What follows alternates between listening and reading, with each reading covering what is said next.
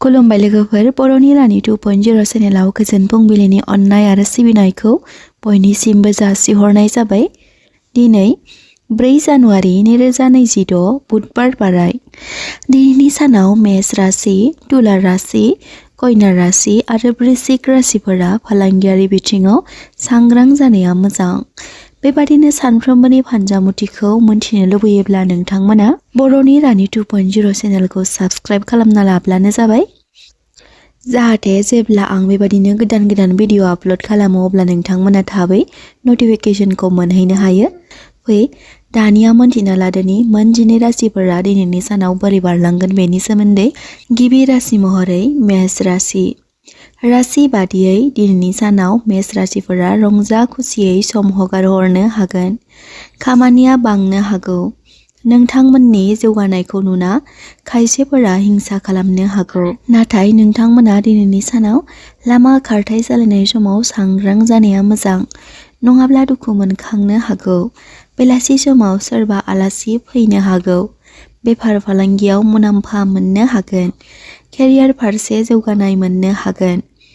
नखराव अनज्लायनाय फैगोन। मोजां मोनलायनायाव मोजां। नखरनि गथ' गथायजों मोजां सम हगारहरनो हागोन। मेष राशिफोरनि दिनैनि खाफाल गोनां अनजिमाया जादों 9 आरो खाफाल गोनां गाबा जादों गोजा। उपाय महरै इसोर गणेशनि मुङै दुब्रि हाग्रा बावोब्ला मोजां। वृषभ राशि। राशि बादियै नखरारि नारसिनथायफोरा खारस्रांगोन।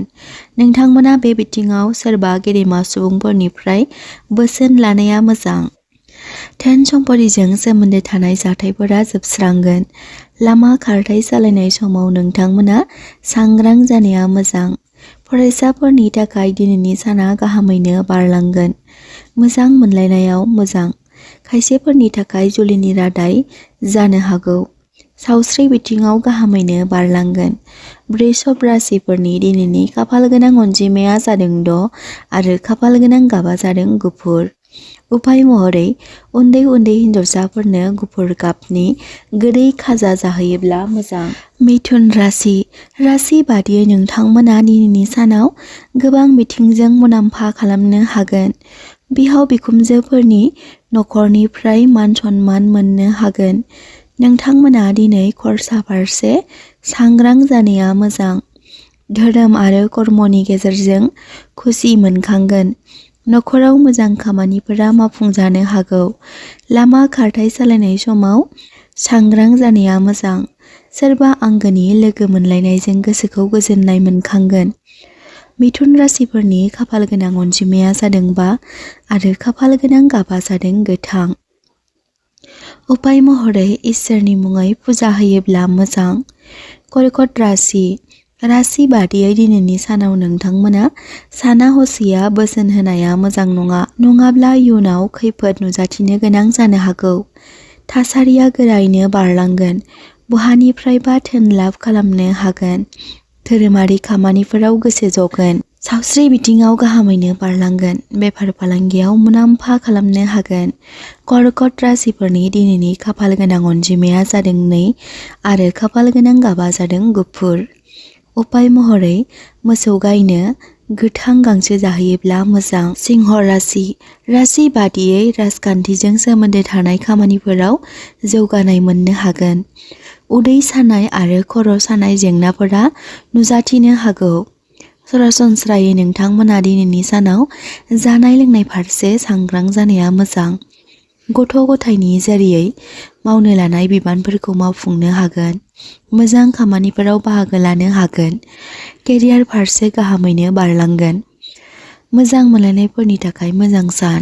सिंह राशिफोरनि दिनैनि खाफाल गोनां अनजिमाया जादों 1 आरो खाफाल गोनां गाबा जादों केसारिया। उपाय महरै दाउफोरनो जामुं जाहोयोब्ला जोबोर मोजां। कन्या राशि। राशि बादियै नोंथांमोना दिनैनि सानाव खामानिखौ गोसो गोथारै मावफुंलांनो हागोन। गुबुनफोरखौ मदद होनायनि सिगां आद्रा थानाय खामानिफोरखौ मावफुंनाया गोनांथि। जिउनि लोगो आरो गथ' गथायनि गेजेरजों मोजां खौरां मोननो हागोन। बबेबा धोरोमारि खामानिफोराव गोसो जगोन। सावस्रि बिथिङाव गाहामैनो बारलांगोन। मोजां मोनलायनायफोरनि थाखाय मोजां सान। कन्या राशिफोरनि दिनैनि खाफाल गोनां अनजिमाया जादों 7 आरो खाफाल गोनां गाबा जादों गोथां। उफाय महरै गणेश चालिसा पाठ फरायोब्ला मोजां। तुला राशि बादियै तुला राशिनि फरायसाफोरा सोलोंथाइ फारसे जौगासारनाय मोननो हागोन। गावबा गावनि खुगाखौ गुरैयै लाखिनाया मोजां। जुलि जानाय सुबुंफोरनि थाखाय गोरोबलायनाय फैगोन। नखरनि सोरबा सुबुंजों एना एनि जेंना नुजाथिनो हागौ। गोजाम लोगोफोरजों लोगो मोनलायनो हागौ। सावस्रि बिथिङाव गाहामैनो बारलांगोन। मोजां मोनलायनायफोरनि थाखाय मोजां सान। तुला राशिफोरनि दिनैनि खाफाल गोनां अनजिमाया जादों 8 आरो खाफाल गोनां गाबा जादों गलाब। उफाय महरै इसोरनि थानाव गुफुर गाबनि बिबार होयोब्ला मोजां। वृश्चिक राशि बादियै थासारिया गोरायैनो बारलांगोन। नाजाथाबनाया आबुं महर मोननो हागोन। बेलासि समाव जिउनि लोगोजों एना एनि सोमजिखांनो हागौ। सोरनोबा रां दाहार होनायनिफ्राय सांग्रां जानाया मोजां, नङाब्ला फैसा थाबथाना थानो हागौ। मोजां खामानिफोराव फैसाफोरा बाहायजानो हागोन। सावस्रि बिथिङाव गाहामैनो बारलांगोन। मोजां मोनलायनायफोरनि थाखाय मोजां सान। बेफार फालांगियाव मुलाम्फा खालामनो हागोन। वृश्चिक राशिफोरनि खाफाल गोनां अनजिमाया जादों 3 आरो खाफाल गोनां गाबा जादों मेरुन। उफाय महरै इसोर हनुमाननि मुङै सामेलिनि थावजों बाथि सावोब्ला मोजां। धनु राशि बादियै धनु राशिफोरनि थाखाय दिनैनि साना सुख सान्थिजों बारलांगोन। बहाबा फैसा सोसननायनि सिगां बिफा आरो बिदा फंबायजों रायज्लायनाया मोजां। जब मावग्राफोरा गोदान लामा गेवनो हागौ। खरसाया बांनो हागौ। मोजां मोनलायनायफोरनि थाखाय मोजां सान। बेफार फालांगियाव मुलाम्फा मोननो हागोन। धनु राशिफोरनि दिनैनि खाफाल गोनां अनजिमाया जादों 4 आरो खाफाल गोनां गाबा जादों गोमो। उफाय महरै केसारनि फोथा फुनोब्ला मोजां। मकर राशि बादियै नोंथांमोना दिनैनि सानाव बिमा बिफानि हेफाजाब मोननो हागोन। आय बांहोनो हागोन। फालांगियारि बिथिङाव मुलाम्फा खालामनो हागोन। बेलासि समाव बहाबा दावबायनो थांनो हागौ। मोजां मोनलायनायफोरनि थाखाय मोजां सान। नखरारि सोमोन्दोआ राफोदैनो थागोन। बहानिफ्रायबा हरखाबै धोन मोननो हागोन। मकर राशिफोरनि खाफाल गोनां अनजिमाया जादों 10 आरो खाफाल गोनां गाबा जादों निला। उफाय महरै जिब जुनारनो जाग्रा होयोब्ला मोजां। कुम्भ राशि बादियै जिउनि लोगोजों सावस्रिखौ लाना दुखु सहायनो गोनां जानो हागौ। धोनजों सोमोन्दो थानाय खामानिफोराव मोजाङै नायबिजिर। बिदा फंबायजों नांनानै थानाय दावराव दावसिया जोबस्रांगोन। समाजारि खामानिफोराव बाहागो लानो हागोन। मोजां मोनलायनायफोरनि थाखाय मोजां सान। बेफार फालांगियाव मुलाम्फा मोननो हागोन। कुम्भ राशिफोरनि दिनैनि खाफाल गोनां अनजिमाया जादों 11 आरो खाफाल गोनां गाबा जादों निला। मीन राशि बादियै नोंथांमोना दिनै मोजां खौरां मोननो हागोन। गुबुनाव लांलाय लाबोलाय फालांगिया मोजां बारलांगोन। फरायसाफोरा सोलोंथाइ फारसे गोसो होनाया मोजां। मोजां मोनलायनायफोरनि थाखाय मोजां सान। मोजां जामुंनि थाखाय गोसोखौ गोजोननाय मोनखांगोन। धोन लाभ खालामनो हागोन।